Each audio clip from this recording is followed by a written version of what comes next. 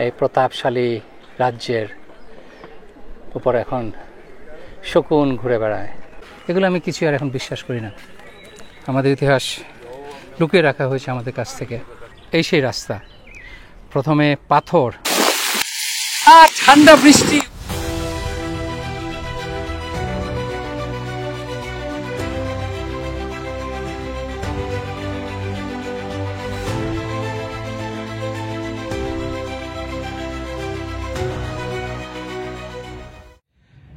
আসসালামু আলাইকুম। মেক্সিকোর ভায়াদোলিদ সিটি থেকে আমি মোহাম্মদ আল ফারুক, আমার সাথে আছে মালা।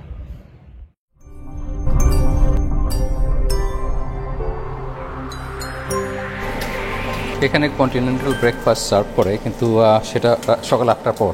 আমরা উঠেছি সেই 5টার সময়, ক্ষুধা লেগে গেছে, কাজেই আমরা নিজেরাই ডিম ভেজে খাচ্ছি। ডিম ভেজে রুটি দিয়ে ব্রেকফাস্ট করব। আমাদের রুটি আর ডিম দিয়ে ব্রেকফাস্ট। আমরা পাশের গ্রোসারি দোকান থেকে রুটি আর ডিম কিনে নিয়ে আসছি।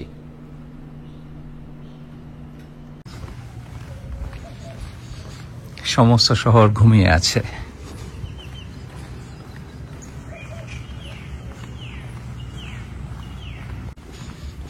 জুন মাসের শেষ, এখানে সকাল অসাধারণ সুন্দর, একদম মানে কি আরামের এক সকাল। না ঠান্ডা না গরম, হিউমিডিটিও কম, খুবই খুবই এনজয়েবল। লোকজন নাই, রাস্তা খালি, বিউটিফুল মর্নিং।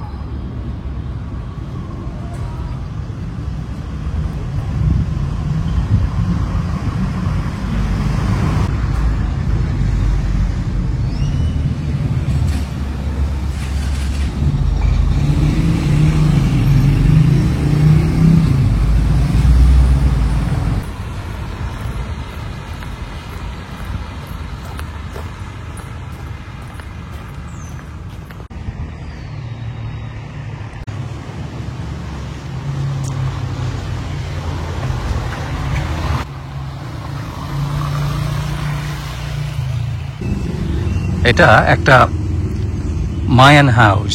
মায়ারা যেখানে থাকতো, শত হাজার বছরের পুরনো, কিন্তু এটাকে রেস্টোর করা হয়েছে। তবে এটা যে দেয়াল দেখতে পাচ্ছেন, এই দেয়ালটা অরিজিনাল দেয়াল, শুধু উপরে রং টং করা হয়েছে আর এই ছাদ তৈরি করা হয়েছে।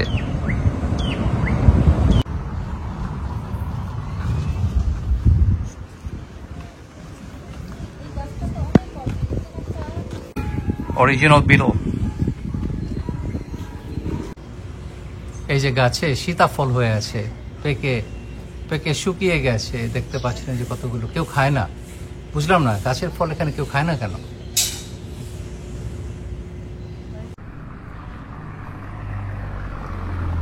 আমরা যাচ্ছি মায়া সভ্যতার এক অপরূপ নিদর্শন, চিচেন ইৎজা দেখতে। এই পিরামিড পৃথিবীর 7ম আশ্চর্যের একটা হিসেবে ধরা হয়, আর হাজার হাজার হাজার 1200 বছরের 1300 বছর আগে বানানো। এবং এটার সাথে অ্যামেজিং সব গল্প জড়িত আছে, আমি যতটুকু পারি আপনাদের সাথে শেয়ার করব। তো এখন আমি যাচ্ছি একটা পাবলিক ট্রান্সপোর্টেশন, সেটাতে করে যাবো, যেতে লাগবে 40-45 মিনিট। আর এই তো অসাধারণ একদিন অপেক্ষা করছে আমাদের জন্য সামনে।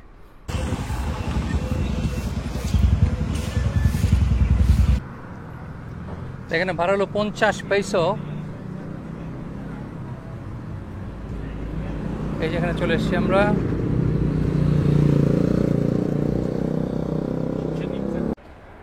এই বাসে করে আমাদেরকে নিয়ে যাবে, সেখান থেকে প্রতি আধা ঘন্টা পর পর বাস, মিনি বাস ফেরত আসে।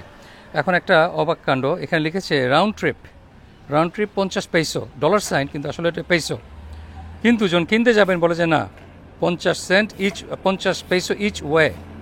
সো এটা কনফিউজিং ছিল। যাই হোক, এখন এতে যতই বলি এরা ভান করে ইংরেজি বুঝে না, অথবা আসলেও ইংরেজি বুঝে না। তো কাজেই এই দুইটা কিনতে হলো যাওয়া আসার জন্যে, চিচেন ইৎজা আর চিচেন ইৎজা তো ভ্যালদাদিও এটা হলো রাউন্ড ট্রিপ, আসলে এটা হলো আমাদের ফিরে আসার টিকিট, কিন্তু লেখা আছে রাউন্ড ট্রিপ, আসলে এটা ওয়ান ওয়ে।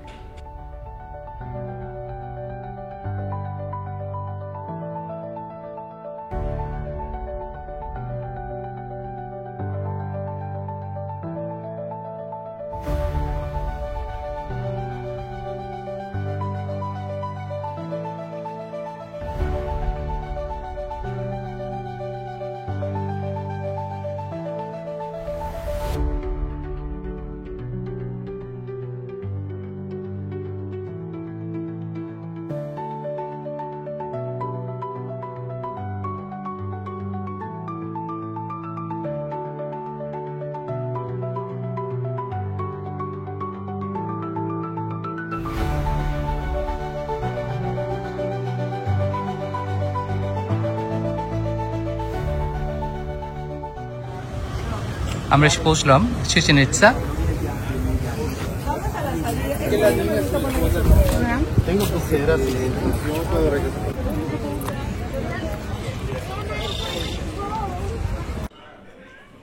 এখানে ড্রোন ওড়ানো নিষেধ, প্রহিবিটেড। তো যাই হোক, আমারটা ব্যাকপ্যাকে ছিল, ভেবেছিলাম ব্যাকপ্যাকে থাকবে আর অন্য জায়গায় ঘোরাঘুরি করবো, কিন্তু এই পার্কে ড্রোন নিয়ে ঢোকাই নিষেধ, ব্যাগে থাকুক না থাকুক ঢুকানো নিষেধ। কাজে সেটা আবার 50 পয়সা দিয়ে তারপর জমা রাখতে হয়েছে। তো যাই হোক, নট টু ব্যাড। 50 পয়সা মানে আমেরিকান $5.5-6।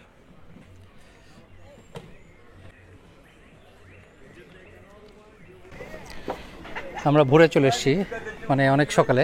আর সকালে আসা উচিত, কারণ একটু দেরি হলেই প্রচণ্ড গরম পড়ে যায়, রোদ অনেক বেশি গরম হয়ে যায়, বিশেষ করে সামারে।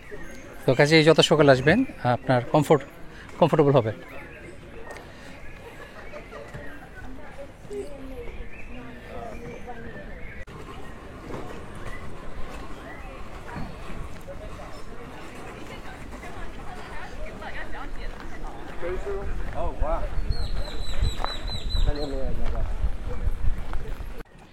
এখন এটা কিনলাম, এটা হলো অবসিডিয়ান আর মালাকাইটের তৈরি। মালাকাইট। আর এর নাম হলো চাকমো। এই যে আমরা যে আজকে চিচেন ইৎজা যে পিরামিডটা দেখবো, এর ভিতরে কিন্তু 2টা পিরামিড আছে, তার একটা ভিতরে এই স্ট্যাচুটা আছে। আর কিনলাম স্বাধীনের জন্য এটা। এটা হলো জাগুয়ারের শব্দ তৈরি করে এটা দিয়ে। এর দামাদামি করতে হয়, প্রচুর দামাদামি করতে হয়। দাম চাইলো 1000 পয়সা, সেটা কমায় এখন 500 পয়সাতে কিনলাম 2টা।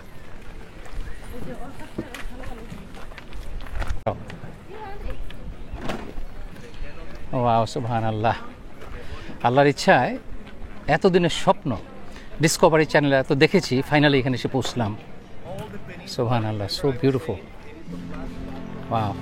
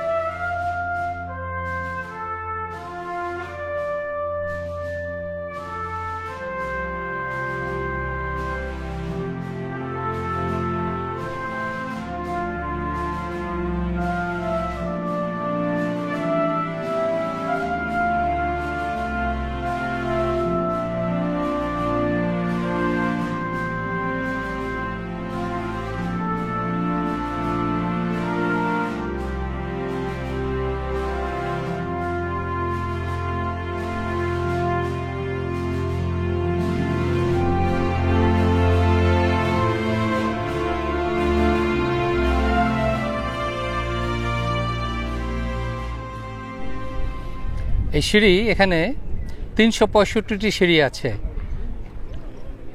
বছরের প্রতিদিনের জন্য একটা করে সিঁড়ি। একসময় এখানে উঠতে দিত, মানুষ ওঠার পারমিশন ছিল, এখন সেটা বন্ধ করে দিয়েছে, এখন কাউকে উঠতে দেয় না।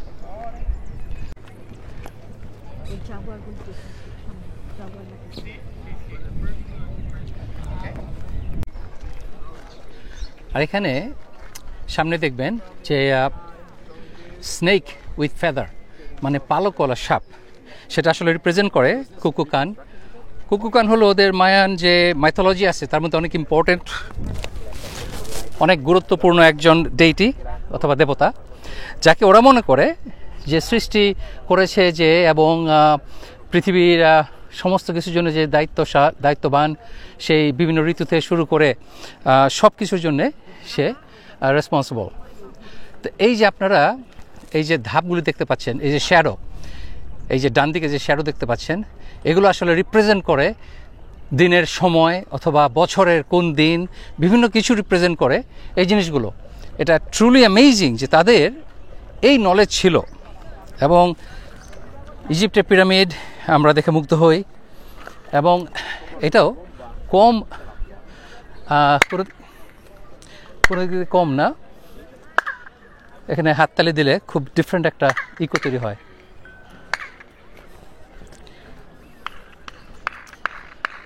যাই হোক, এখন এই যে কুকুকানের রিপ্রেজেন্টেটিভ স্নেক, আর তাকে আসলে তার যে এটা ইউজ করা হয় এই নামটা স্নেক, তার কারণ হলো যে ফেদারটাকে ধরা হয় স্পেস হিসাবে আর স্নেকটাকে পৃথিবী হিসাবে। তো ধরা হয় যে সে পৃথিবী এবং স্পেস সব কিছুরই মালিক, তাদের মাইথোলজিতে তাই বলে। তো এটা হলো কুকুকানের টেম্পল।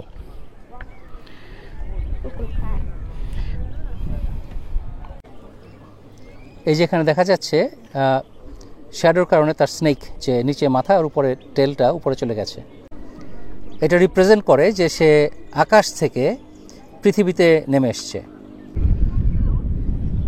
তবে মায়া সভ্যতা সম্পর্কে আসলে যারা লেখাপড়া করে বছর বছর ধরে, তারা রিসার্চ করে বিভিন্ন ইনফরমেশন খুঁজে বের করে। আমি শখের বসে কিছুটা পড়ে যা জেনেছি সেখান থেকে বলি, ভুল হতে পারে, আপনার সেটা ক্ষমসুন্দর চোখে দেখবেন। তো মায়া সভ্যতা প্রায় 1200 কি 1500 বছর পর্যন্ত ছিল, কিংবা আরও বেশি দিন হয়তো ছিল। কিন্তু তারা ধ্বংস হয়ে যাওয়ার বড় কারণ হলো তারা এক রাজা, এক দেশ আরেক দেশের সাথে কন্টিনিউয়াস যুদ্ধে জড়িত ছিল, এবং তারা এত নৃশংস ছিল। যুদ্ধের পর আপনার যাদেরকে বেঁচে বন্দি করে নিয়ে আসতো তাদেরকে তারা নিজের দেশে ফেরত এনে দেবতাদের উদ্দেশ্যে বলি দিত। তো নরবলি তাদের কাছে খুব প্রিয় একটা ব্যাপার ছিল, কোনো কিছু হলেই মানুষকে বলি দিত। তো কাজেই আরও বিভিন্ন ধরনের অন্যায় অবিচার করার পরই আসলে একসময় তারা ধ্বংস হয়ে যায়। এখন প্র্যাকটিক্যাল কারণ, বাস্তব কারণ যেটা আমার মনে হয়, সেটা হলো, একটা তো গেল পলিটিক্যাল রিলিজিয়াস ভিউ দিলাম, আর একটা হলো যে এখানে পানি শুকিয়ে গিয়েছিল, কারণ এখানে কোনো খাল বিল পুকুর ছিল না, সব ছিল মাটির নিচে যে অথবা লাইমস্টোনের নিচে যে ন্যাচারাল পাথর পানির রিজার্ভ, সেটা থেকে ওরা সবাই পানি ইউজ করতো। তা মনে হয় পানি একসময় শুকিয়ে গিয়েছিল, এবং এরপর এলাকার লোকজন প্রায় 30,000 মানুষ এখানে বাস করত। আর সেখান থেকে তারা চলে যায়, কারণ ওরা ধ্বংস হয়ে যায়নি, কারণ যদি ধ্বংস হয়ে যেত তাহলে মায়া ল্যাঙ্গুয়েজটা এখন আর থাকতো না। কিন্তু মায়া ল্যাঙ্গুয়েজ এখনও আছে, এখনও প্রচলিত এখানে। আর আপনার এখানে আমরা যে দেখতে পাচ্ছি এটা হলো ওদের সিটির মাত্র 5%, বাকি 95%ই মাটির নিচে, এখনও বনের ভিতর অথবা মাটির নিচে।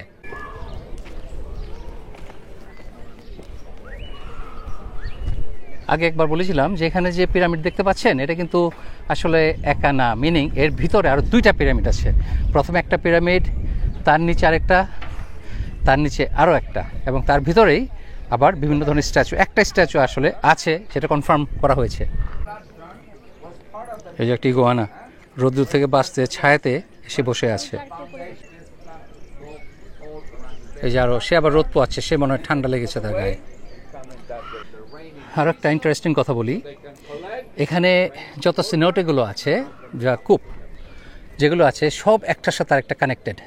মানে আসলে মাটির নিচে বিরাট একটা এলাকা জুড়ে বিরাট বড় একটা পানির রিজার্ভার অথবা লেক, তার উপরে লাইমস্টোন, এবং লাইমস্টোনের উপরেই আপনার এই আমরা যা দেখতে পাচ্ছি এই সভ্যতা গড়ে উঠেছিল, এবং মাঝে মাঝে কিছু জায়গা ধসে যেয়ে ওই কূপগুলি তৈরি হয়েছে। এখন এই যেটা দেখতে পাচ্ছেন এই পিরামিড, এইটাই কিন্তু এখানের যত বড় পানির রিজার্ভার তার মধ্যে সবচেয়ে বড়টার উপর এটা বসে আছে। আনবিলিভেবল। তারা জানতো কীভাবে? We don't know yet, we don't know that.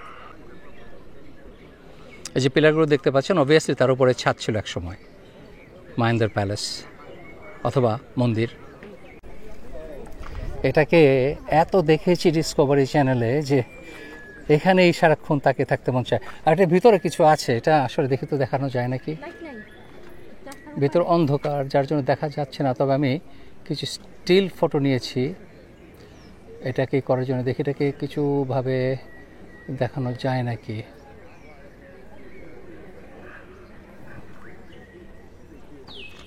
ওই যে ভিতরে দেখতে পাচ্ছেন, আচ্ছা একটু কমাই,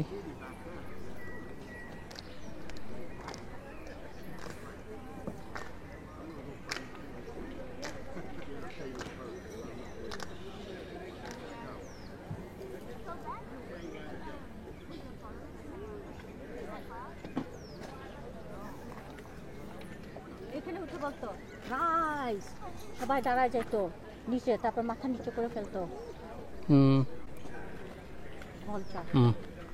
এই প্রতাপশালী রাজ্যের উপর এখন শকুন ঘুরে বেড়ায়।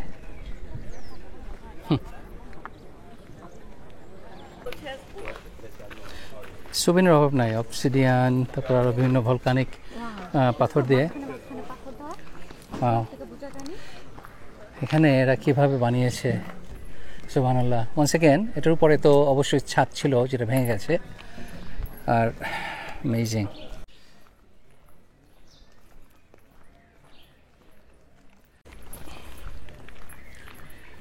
কি প্রচণ্ড শক্তিধর ছিল এই সাম্রাজ্য এবং কি প্রচণ্ডভাবে নৃশংস ছিল, এটা আসলে বিলিভ করা যায় না। কথিত আছে যে তারা শত্রুদের মাথা দিয়ে ফুটবল খেলতো। ইভেন যখন দুই দলে ফুটবল খেলা হতো, যারা হেরে যেত তাদেরকে সব বলি দেওয়া হতো। এ ধরনের গল্প প্রচলিত আছে, কতটুকু সত্যি আমি জানি না।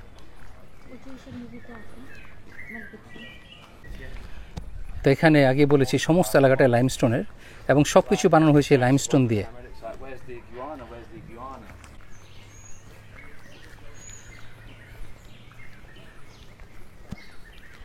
এত অল্প সময়ে মায়ের সভ্যতার কিছুই তুলে ধরা সম্ভব না, বাট আপনারা এটা দেখে ইন্সপায়ার হবেন, আপনারা নিজেরা রিসার্চ করবেন এবং আপনারা খুঁজে বের করবেন যে মায়ের সভ্যতা কতটুকু রিচ ছিল। আর ইটস অ্যামেজিং। ইজিপ্টের পিরামিড অথবা আপনার এই মায়ের সভ্যতা, পেরুভিয়ান আছে, আপনার সবগুলো যখন আপনি, এরপর ইস্টার আইল্যান্ড, পৃথিবীর যত যত জায়গাগুলো আছে সব যখন যোগ করবেন, দেখলে মনে হয় যে একই টিচার ছিল তাদের সবার। এখন একই টিচার কীভাবে হয়, তখন তো আমাদের তথ্য মতে যে তখন কোনো মানুষের একজনের সাথে আরেকজনের যোগাযোগ ছিল না। তো কাজে আমাদের ইতিহাস ফ্লড, আমাদের ইতিহাসে ভুল আছে, আমাদের মানব সভ্যতার ইতিহাসে আমরা যা আমাদেরকে শেখানো হয়েছে তার সব সত্যি নয়। এই যেটা ঘর, এটার মাটির সাথে খড় মিশিয়ে দেয়াল তৈরি করা হয়েছে, যেটা আমাদের দেশে তৈরি হয়।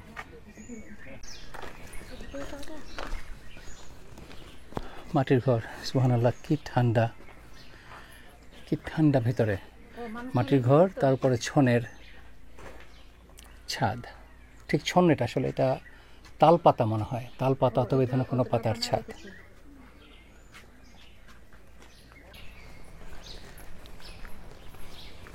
তো আমরা বেশ কিছু সুভেনির কিনলাম।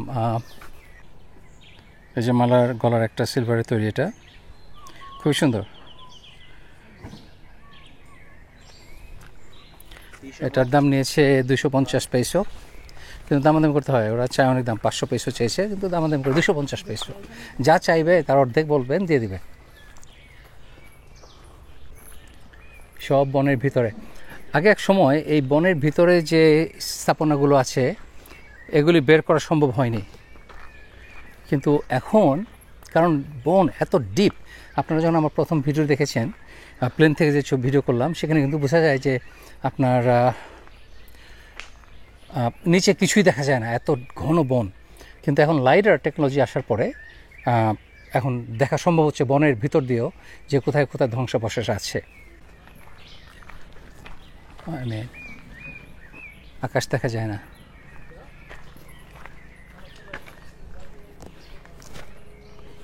ফল আমি জানি না কি ফল, কিন্তু ফল পড়ে মাটিতে পড়ে আছে ফল।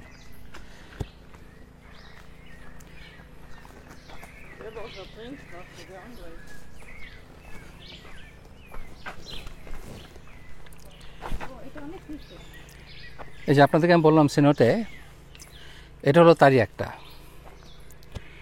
দেখতে পাচ্ছেন আপনার মাটি ধসে এটা তৈরি হয়েছে। এটাই তলক সিনোতে এটার নাম। এখান থেকে ভালো ভিউ পাচ্ছি না আসলে, তবে এখানে স্যাক্রিফাইসও দেওয়া হতো, তার প্রমাণ আর্কিওলজিস্টরা পেয়েছে। এর নিচে স্কেলেটন এবং বিভিন্ন দামি ধাতব এবং পাথরের তৈরি বিভিন্ন জিনিস পাওয়া গেছে এর নিচে। এখানে বৃষ্টি হলে যেন রাস্তা নষ্ট না হয়ে যায়, চলাফেরা অসুবিধা না হয়, এরা যে রাস্তা বানাতো সেটা বানাতো উঁচু করে পাথর বেঁধে দুই পাশে, তারপর মাঝে লাইমস্টোন ফেলে তারা রাস্তা তৈরি করতো। তা একটা দেখতে পাচ্ছেন একটা রাস্তা এখানে, এটা বনে ঢেকে গেছে, কিন্তু আসলে এটা একটা মেজর রাস্তা ছিল।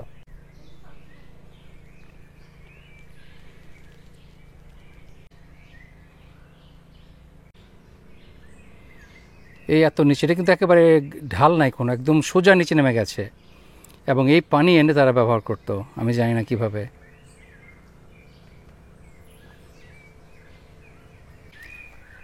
মাইথোলজিতে কুকুকান সম্পর্কে আরও কিছু আছে, সেটা হলো যে সে একটা সার্পেন্ট, গ্লিমিং মানে উজ্জ্বল সার্পেন্ট নিচে নেমে এসছে আর হেভেন থেকে, এবং সে মায়াদেরকে উন্নত করেছে, বড় বড় সিটি তৈরি করেছে, এবং তাদেরকে বলে গিয়েছে যখন সে চলে যায় তার আগে যে তোমরা হারমোনি এবং মিলেমিশে থাকবে এবং সমস্ত পৃথিবীতে তোমাদের আধিপত্য বিস্তার হবে, আর যদি তোমরা ধ্বংসযজ্ঞ চালো একজন আরেকজনের সাথে মারামারি করো, আমি আবার ফিরে আসবো এবং তখন আর গিফট নিয়ে আসবো না, তখন তোমাদের জন্য আমি বিচার নিয়ে আসবো, ধ্বংস করে দেব। তো কুকুকান যে চলে যায় তার একটা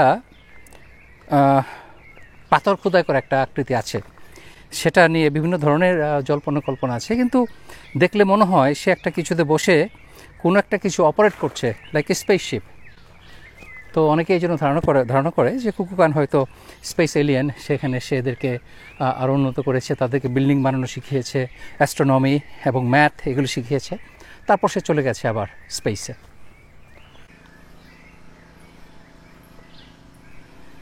লাল কাঠগোলাপ আমার জন্য যেন ছড়িয়ে দেওয়া হয়েছে আমার পথে।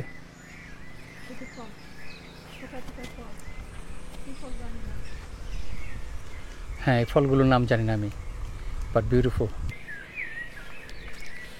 এই যে আরও একটা তোরণ প্যালেসে ঢোকার জন্য।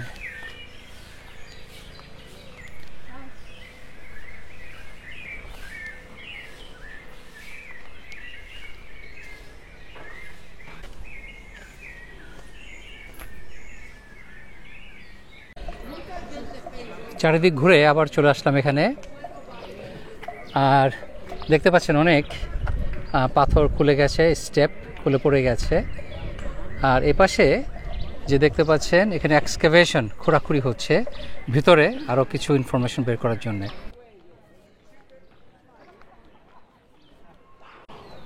ওই যে দেখতে পাচ্ছেন এই জায়গাটার নাম হলো গ্রুপ অফ থাউজেন্ডস কলাম, আর হলো টেম্পল অফ দ্য ওয়ারিয়ার্স, যোদ্ধাদের জন্যে, যোদ্ধাদের টেম্পল।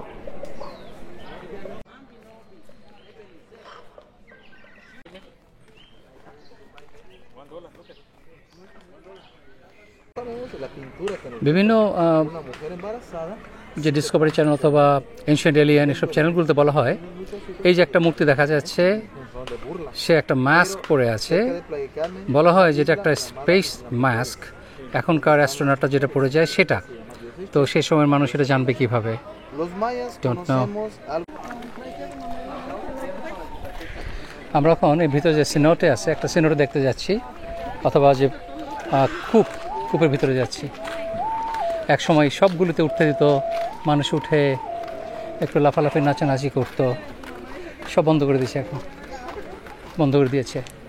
আর এই স্নেক হেড রিপ্রেজেন্ট করে কুকুকান, যেটা আগেও বলেছি।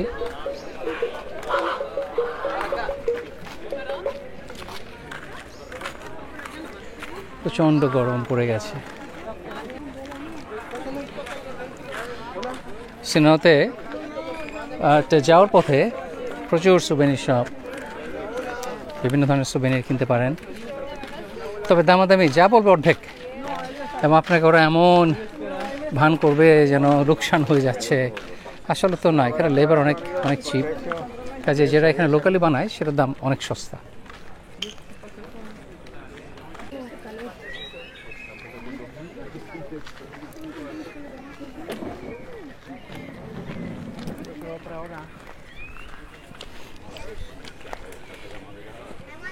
মাঝে মধ্যে ভাবতে মানে চিন্তা হয় যে আমরা ছোটোবেলাতে পড়ে এসেছি, আমরা ভদ্র হয়েছি সেই আপনার কেভ মানুষ থেকে গ্রহ মানব, তারপর আগুন জ্বালাতে শিখলো এক সময়, এরপর কী সব ইতিহাস আমরা শিখেছি, কিন্তু এগুলো আমি কিছু আর এখন বিশ্বাস করি না। আমাদের ইতিহাস লুকিয়ে রাখা হয়েছে আমাদের কাছ থেকে। কেন লুকিয়ে রাখা হয়েছে সেটা আপনি রিসার্চ করে বের করুন ভাই। আমি সব বলে দিলে তো হবে না, নিজেদেরকে রিসার্চ করতে হবে, তাহলে সেটার উপর আপনাদের সম্মান আরও বেশি থাকবে। আমি সব বলে দিলে কিন্তু আপনারা বলবেন যে এটা আপনি কেমনে জানেন। এটাই তো, যাই হোক, তো যেটা শুরু করেছিলাম যে মানুষ পাথরকে তৈরি করা, পাথর কেটে পাথরকে শেপ করে টন ওজনের, সেই ইজিপ্টের পিরামিড থেকে শুরু করে ইস্টার আইল্যান্ড, মাচু পিচু, অথবা আপনার এখানেও এত ভারী ভারী পাথর দিয়ে তারা কীভাবে কাজ করেছে। আমি বিভিন্ন থিওরি আছে, অনেকে বলে যে হ্যাঁ 100 মানুষ 200 মানুষ একসাথে ধরে 1000 মানুষ একসাথে, কিন্তু 1000 মানুষ একসাথে দাঁড়াতে হবে তো। ওইসব থিওরি হ্যাঁ ওইগুলো তো ওইভাবে বানানো সম্ভব, কিন্তু সেভাবে কি সত্যি বানিয়েছে? আমার মনে হয় না। মাঝে মধ্যে আমার মনে হয় যে পৃথিবীর বেশ কিছু যে পাথরের, যেমন বিশেষ করে মাচু পিচু, পম্পংকে, এইসব জায়গাগুলোর যে পাথর কাজ, আমার মনে হয় এগুলো মানুষের তৈরি। কারণ মানুষের আগেও আল্লাহ পৃথিবীতে আরও বিভিন্ন ধরনের ইন্টেলিজেন্ট বিইং রেখেছিলেন। কোরআনে জিনদের কথা বলা আছে যারা মানুষ আসার আগে পৃথিবীর ইনচার্জে ছিল, কিন্তু তারও আগে আরও কেউ ছিল। এটা কোরআনের বিভিন্ন আয়াত থেকে বোঝা যায়, সরাসরি বলা নাই, বোঝা যায়। তো যাই হোক, আমাদের পৃথিবী মাত্র 30% পানির উপরে, সবই তো পানির নিচে। পানির নিচে কী আছে, সমুদ্রের নিচে কী আছে আমরা জানি না। এমন হতে পারে যে আমাদের যে সেই পুরনো সভ্যতা, মানুষের আগের যে সভ্যতা যা যা ছিল, সেগুলো সব পানির নিচে ডুবে আছে, এবং তার উপর হয়তো 1 মাইল ডিপ পলি পড়ে গেছে সমুদ্রের নিচে, যার জন্যে কোনোভাবেই সেগুলো খুঁজে বের করা সম্ভব না, যদি না আল্লাহ চান। পাথরের মধ্যে এই গাছ হয়ে আছে সব।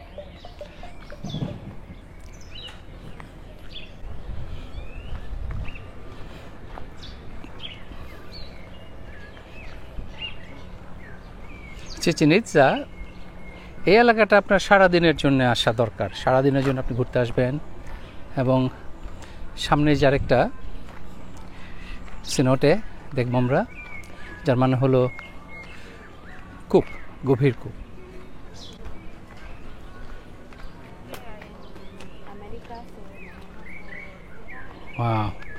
এখন বুঝতে পারছেন আমি যে বলেছি যে এগুলো আসলে কোনো ঢালু নাই, একেবারে স্ট্রেইট ডাউন, কারণ এটা মাটি ধসে হয়েছে, একেবারে সরাসরি নিচে নেমে গেছে। এখান থেকে পানি আপনি কীভাবে কালেক্ট করবেন?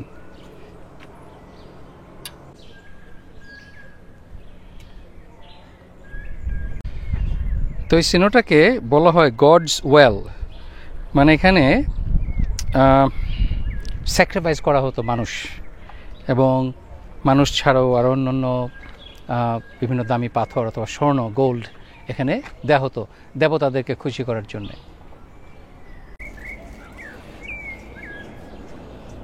এটা কি কুয়া বলা যায়, কূপ বলা যায়? এখন এটা যে স্যাক্রিফাইসের ছিল, এবং যে আগে বলেছিলাম যে পানি চলে গিয়েছিল, পানি আর ছিল না, তার একটা কারণ আমি বলি।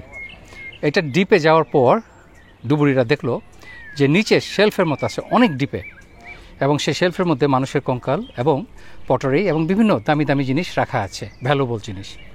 তো তখন তো মানুষের আমাদের জানা মতে আন্ডারগ্রাউন্ড অথবা আন্ডার ওয়াটার যাওয়ার টেকনোলজি ছিল না। তাহলে তারা কে জানলো, কীভাবে জানলো যে এটার নিচে একটা শেলফ আছে এবং যেখানে এরকম গডকে অফার দেওয়া যাবে? তো কাজেই ধরে নেওয়া যায় যে পানি এক সময় নিচে নেমে গিয়েছিল, এবং দেবতাদের খুশি করার জন্য তখন আরও বেশি বেশি করে হয়তো স্যাক্রিফাইস করা হয়েছিল যেন পানি ফেরত আসে। যখন আর পানি ফেরত আসে নাই, তখন আস্তে আস্তে সবাই 30,000 অথবা আরও বেশি রেসিডেন্স ওরা চলে গিয়েছে এক সময় এখান থেকে। অসাধারণ সুন্দর একটা পাখি দেখতে পাচ্ছি, আইরে পাখি লেজ ঝোলা, ওর লেজটা ঝোলানোর উপযুক্ত। গোল্ড, কপার, সিলভার এবং বিভিন্ন দামি পাথর যেমন জেড ওরা অনেক পছন্দ করতো, কারণ জেড হাজার হাজার বছর নষ্ট হয়ে যায় না। কাজেই সেগুলোর তৈরি বিভিন্ন জিনিস সেগুলো পাওয়া গেছে এই কূপের ভিতরে। আমি আগে যে রাস্তার কথা বলেছিলাম এই সেই রাস্তা। প্রথমে পাথর, অনেকগুলো লেয়ার উঁচু করে পাথর দেওয়া হতো, তার উপরে গুঁড়ো পাথর, বালি অথবা হোয়াটএভার দিয়ে সমান করে তারপর আবার তার উপরে এই লাইমস্টোন ভেঙে গুঁড়ো করে সমান করা হতো।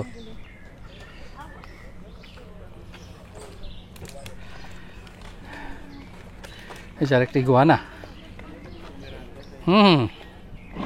হাই বেবি, কাম হিয়ার, সে হ্যালো, কাম, হোলা।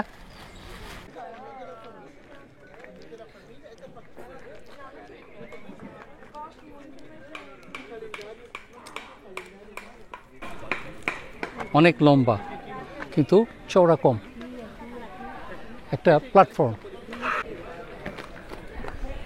এটা হলো এখানে ফুটবল খেলা হতো, তবে সেই ফুটবল আপনার কোনো নরম যে আমাদের বাতাস ভরা ফুটবল সেটা না, অনেক ভারী ফুটবল দিয়ে, এবং পা দিয়েও না, হাত দিয়েও না, কোমর দিয়ে বিশেষ করে খেলা হতো।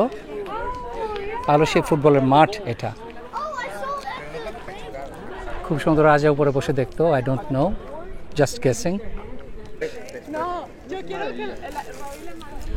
তবে কথিত আছে যে এখানে যখন নাকি যুদ্ধে মারা যাওয়ার পর বিপক্ষের তাদের অথবা স্যাক্রিফাইস করার পর তাদের মাথা দিয়ে খেলা হতো। আবার এটাও আছে, কথিত আছে, ঐতিহাসিকভাবে কতটুকু সত্য আমি জানি না, সেটা বলা আছে যে যখন নিজেদের ভিতরে যুদ্ধ হতো না, সেটা তো খুবই কম, বেশিরভাগ সময় যুদ্ধ চলতো একজনের সাথে আরেকজনের, এক রাজার সাথে আরেক রাজার। কিন্তু যে সময় হয়তো মাসখানেকের জন্য কোনো যুদ্ধ নাই, তখন নিজেরাই ফুটবল টিম তৈরি করে দুই দলে খেলতো, এবং যে দল মারা যেত, যে দল হেরে যেত সেই দলকে স্যাক্রিফাইস করা হতো, এবং পরে তার মাথা মনে হয় জমা রাখা হতো আরেকবার খেলার জন্য। আই ডোন্ট নো, শুধু গল্পও হতে পারে।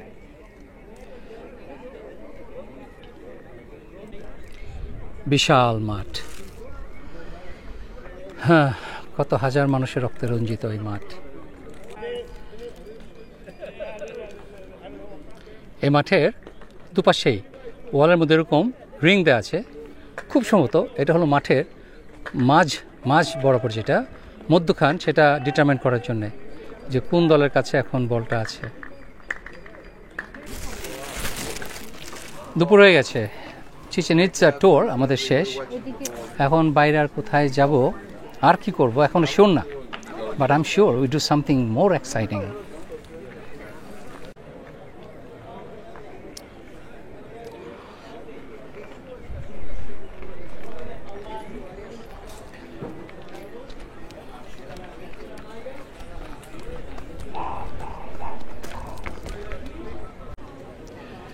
তো এখানে যে পাথরগুলো আছে এদের যে কাজ দেখলাম, সব জায়গাতেই কিছু এক ধরনের প্লাস্টারের মতো ইউজ করা হয়েছে এটাকে মাঝখানে পাথরের মাঝে। কিন্তু মাচু পিচুতে যেগুলো আছে সেখানে কোনো সিমেন্ট অথবা কোনো ধরনের মাড কিছু ইউজ করা হয়নি, শুধু এমন প্রিসিশন, এত প্রিসাইজভাবে বানানো হয়েছে পাথরগুলো, যেগুলো বসে থাকে কোনো আঠা ছাড়াই, কোনো সিমেন্ট ছাড়াই, কোনো গ্লু ছাড়া।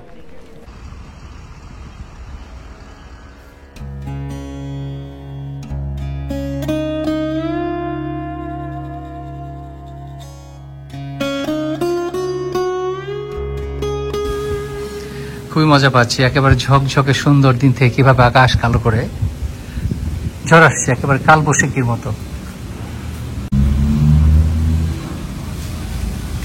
আমরা হোটেলে এসে বসলাম, মুষলধারে বৃষ্টি শুরু হয়ে গেছে।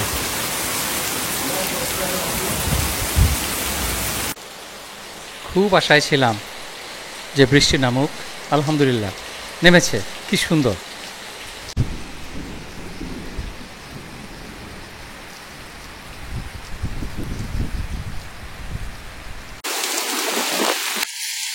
ঠান্ডা বৃষ্টি,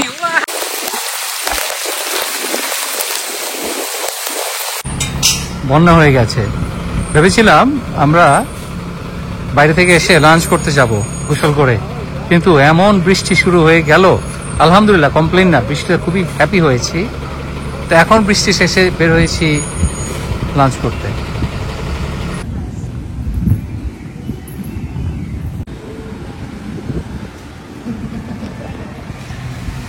রেস্টুরেন্ট আমাদের হোটেলের পাশেই, হাঁটতে হাঁটতে চলে আসলাম।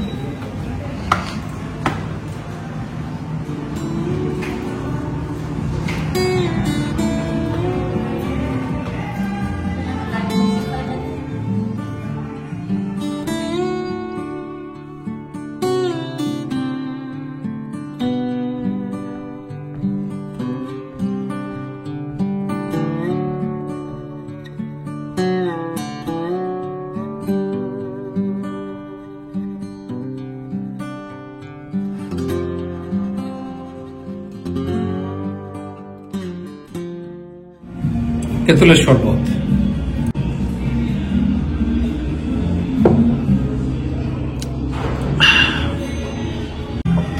with tenders pork.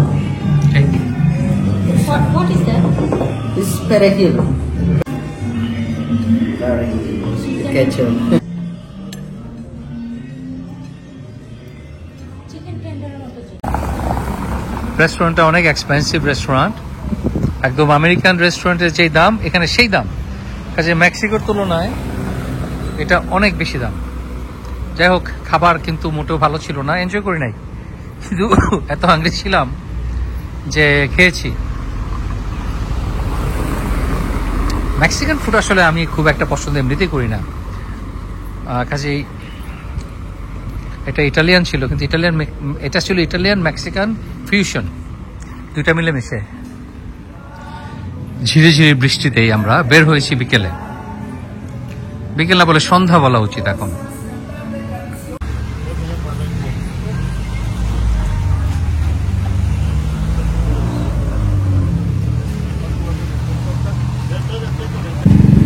Street food এখানে আসার পর এরকম দেখি নাই, এই প্রথম দেখলাম দুইটা ভেন্ডর ওরা বিক্রি করছে আপনার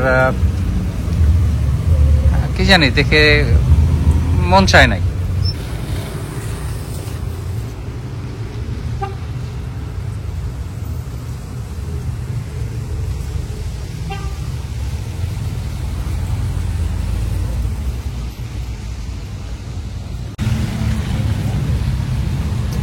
এখানে বড় বিল্ডিং খুব কম দেখলাম, সব একতলা কি দুইতলা।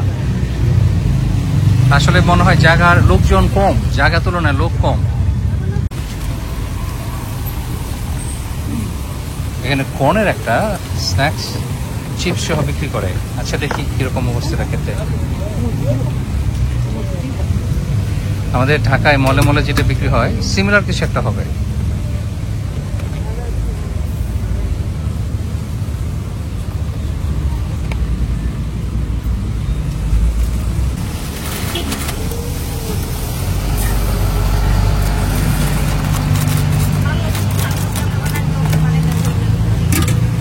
খুবই মজা, যারা ওই প্যাকেটের ভিতরেই খাবারটা তৈরি করে দিচ্ছে।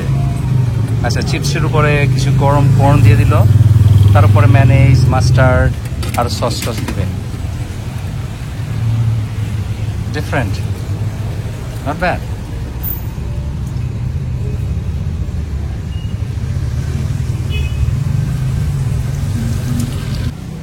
Picante, little bit. Yes, little bit.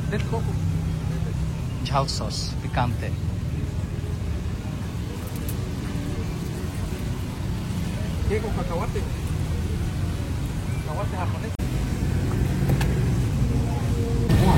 এটার দাম হলো 60 পেসো, 60 পেসো, যেটা ডলারে আসে $3, $3 কিছু বেশি আর কি।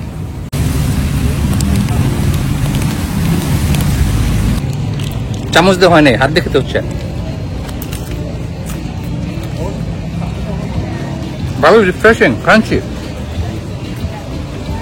Not bad. এই ঝিরি ঝিরি বৃষ্টিতে খিচুড়ি, ডিম ভুনা যা খেতে ইচ্ছা করছে। তো যাই হোক, এখানে তো ঝালমুড়ি পাওয়া যাবে না, তাই রাস্তায় থেমে মেক্সিকান ভার্সন অফ আমাদের ঝালমুড়ি খেলাম। খুব একটা খারাপ ছিল বলা যায় না, চিপসটা অনেকটা ঝালমুড়ির মতোই মনে হয়েছে। পার্কে এসছি, কাল সকালে তো চলে যাব, কাল সকালে আমরা তুলুম চলে যাব। এখান থেকে 110 কিলোমিটার দূরে।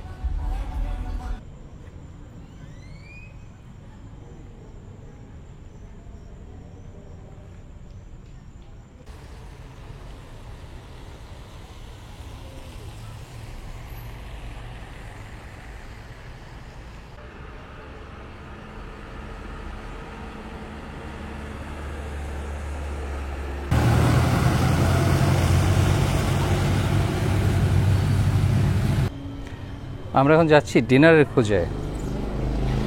ডিনার আশেপাশে বার্গার কিং আছে, কিন্তু মেক্সিকো এসে যদি বার্গার কিং খায়, সারাক্ষণ পিৎজা খায়, ডমিনোস পিৎজা, তাহলে তো হবে না, লোকাল কিছু খেতে হবে। দুপুরে তো খেয়েছিলাম ইটালিয়ান একটা ডিশ, ইটালিয়ান স্টাইলে। দেখি এখন কি পাই।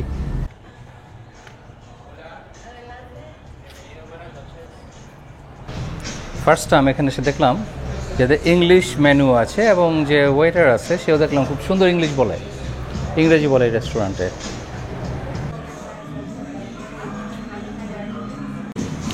এটা একটা ট্রেডিশনাল মেক্সিকান রেস্টুরেন্ট। এখানে ফাহিতা, বিফ, বিভিন্ন ধরনের taco, shrimp, beef, vegetable, chicken, যে ধরনের চান সবই এখানে পাওয়া যায়। আপনি যদি চান কোনো মিট খাবেন না, শুধু ভেজিটেবল খাবেন, সেটাও আছে। আমাদের খাবার এসে গেছে। রুটিটা কর্নের রুটি, আর ভিতরে ওই যে বেল পেপার, পেঁয়াজ, শ্রিম্প, সাথে একটু কিছু স্পাইসেস দেওয়া আছে আর কি।